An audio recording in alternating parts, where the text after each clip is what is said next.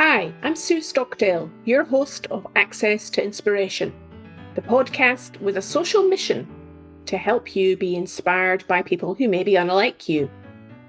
We hope their experiences and insights cause you to reflect on your own perspectives about the world and make you think.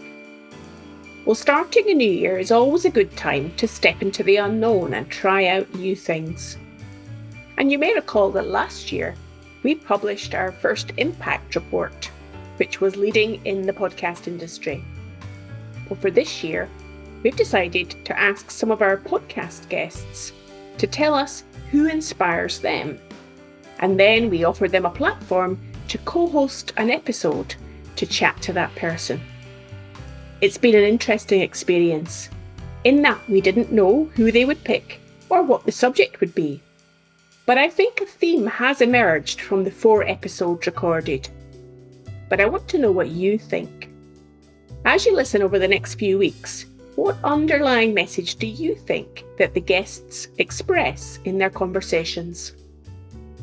At the end of the month, my co-founder, Clive Steeper, and I will record a short episode to share our thoughts. But we'd love to hear from you too. So you can drop us a message or a voice recording by hopping on over to our contacts page at the accesstoinspiration.org website. Well, here's a taste of what's to come. Firstly, our guest from episode 12, Rachel Wanjiku Kagami, talks to her mentor, Dr. James Kisia, who explains what he saw in Rachel that encouraged him to mentor her. Kenya had post-election violence in 2007, 2008, and Rachel was hired straight from college to be one of the people working in a camp in Nakuru. And when I met Rachel, she was very articulate about what they were doing, and she was clear about what her role was. So for me, the one thing that is a major predictor of success for young people is curiosity and passion. These are very important things. And I think I should add also creativity. What I saw with Rachel is that she was able to solve problems. And within a short time, I encouraged the manager then to transfer her to a bigger camp where she would be even more challenged, because when people are not challenged, they usually will find challenge elsewhere. They move on to other organizations. But I saw someone who was passionate about what she was doing. I saw someone who had a curiosity quotient that was a bit higher than most staff that we had at that time. And I think from my experience, I think this person can go far, and they need the exposure. Then, in the second of our guest-hosted episodes, film and TV writer, producer and director Brendan Davis, from episode 58, talks to Pierre Hastine about the documentary film Pierre made telling the story of the Atuel River in the Mendoza region in Argentina, and the resulting documentary that then received an overwhelmingly positive response from the local community.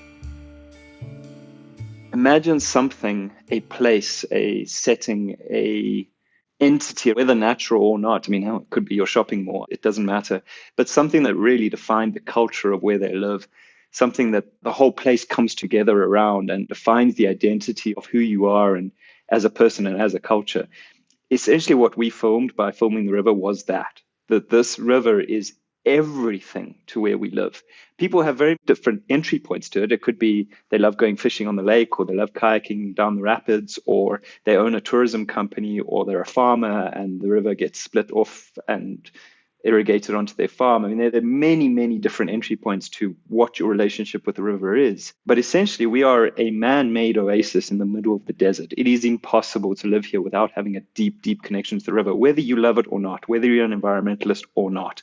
It doesn't matter. And so locally, what we did is we told the story about the thing that links everyone here together. Then, for our third episode, we will remain with the water theme, and podcaster Rob Lawrence will speak to Corey Micah, co-founder of the Orca Swim School, and he will discover how she helps adults overcome their fear of going into deep water. And for some, it's even been life-changing. We take students to Hawaii. And I mean, the biggest hug I have ever had was my student Rhonda, who, after we went snorkeling from a boat, so in deep water in Hawaii, we're snorkeling. I mean, that woman hugged me with every muscle in her body. She was so completely thrilled with herself that she did this thing that was, as you said, completely unimaginable to her. So there's those kinds of transformation. But then there's also the transformation where people will tell us afterwards, you know what? I decided it was okay for me to quit that job or to change that relationship. Or they bring it to this other place like, oh, I didn't notice what all was going on for me in my body in some of these other areas of my life. I decided to try this other new thing. One of my students, she's told me about going on and she's like, yeah, I'm learning how to do breakdancing now. I'm 40 something years old. I always wanted to do it. She's like, I'm doing it. Finally, Josh Wasserman from episode 44 talks to Andrew Freer, Director of Rural Studio, about the unique program that they run for students in Alabama.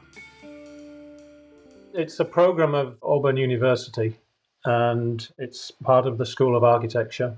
And it was established 30 years ago next year by a couple of professors, Samuel Mockbee and D.K. Ruth. And fundamentally, it tries to get students out of the kind of academic ivory tower and get them to engage with real people. We're here to educate architecture students and help them get a good design education.